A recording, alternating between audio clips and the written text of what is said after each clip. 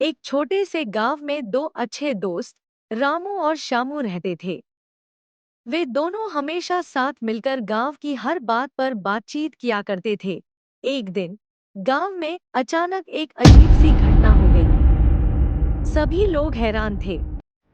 एक पुराना पेड़ जो सदियों से सो रहा था, अचानक हरे भरे पत्तों से भर गया।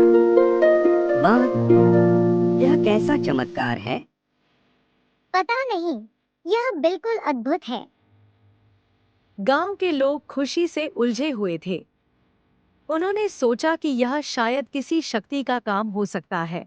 एक पुरानी बूढ़ी ने कहा, यह सब रामू और श्यामू की दोस्ती की वजह से हुआ है। रामू और श्यामू ने हैरानी से देखा। क्या मजाक है बूढ़ी? हाँ, क्या आपको लगता है कि हमारी दोस्ती का यह कोई रोल है? मेरे पास तो यही विचार है।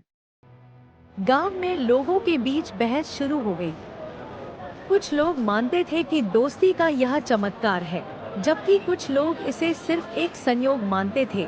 एक दिन रात को गांव में फिर से कुछ अजीब हुआ।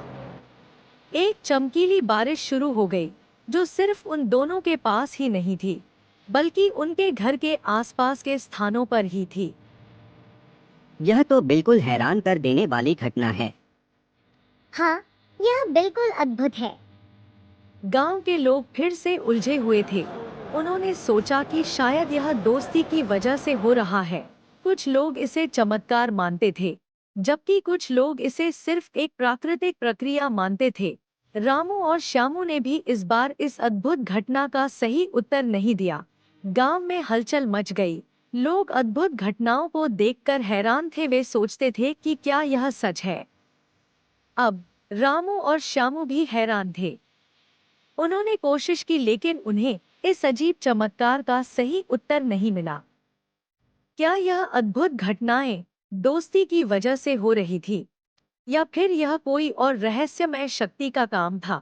यह सच्चाई तो अब तक अनसुलझी थी।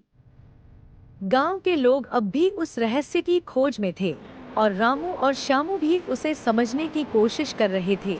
एक दिन रामू और श्यामू गांव के पुराने मंदिर में पहुंचे।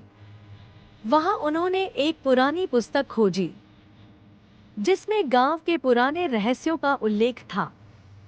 उन्होंने पता लगाया कि सैकड़ों साल पहले गांव के पास एक प्राचीन मंदिर था, जिसमें एक पूर्णिमा को समर्पित उत्सव मनाया जाता था।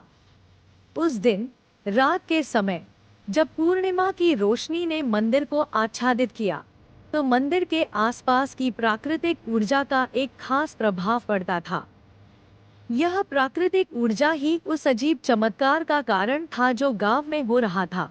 रामू और श्यामू को यह जानकर खुशी हुई कि वे अब उस अद्भुत घटना का रहस्य समझ गए थे।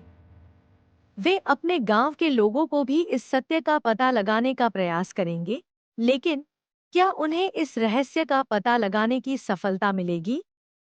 और क्या उन्हें खुद भी और कुछ रहस्यमय चीजें मिलेंगी?